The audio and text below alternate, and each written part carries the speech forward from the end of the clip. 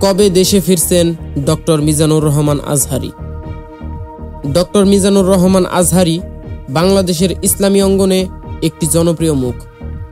মিশরের আল আজহার বিশ্ববিদ্যালয় থেকে পড়াশোনা শেষ করে এসে দেশের বিভিন্ন জেলা উপজেলায় তাফসির মাহফিলে বয়ান শুরু করেন। শুরুতে মানুষ তাকে না চিনলেও তার গঠনমূলক আলোচনা শুনে মুগ্ধ হয় দেশের লক্ষ লক্ষ মানুষ। অল্প সময় হয়ে ওঠেন জনপ্রিয় ব্যক্তিত্ব। তার জনপ্রিয়তা এতটাই বৃদ্ধি পায় যে তার এক একটা মাহফিলে মানুষ হয় লক্ষাধিক। তার অধিকাংশ অনুসারী যুবক। অনেক যুবক আজহারীকে আইডল মনে করেন। তার বয়ান ভিন্ন ধর্মের মানুষরাও খুব মনোযোগ দিয়ে শুনেন।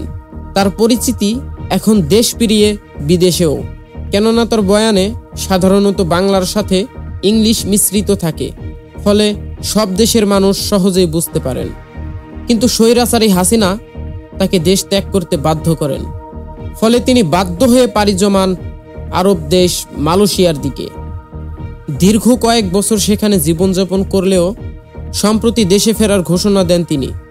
তিনি তার ফেসবুক লাইভে বলেন, আমি অতি দ্রুত বাংলাদেশে আসব, স্বাধীন বাংলাদেশে।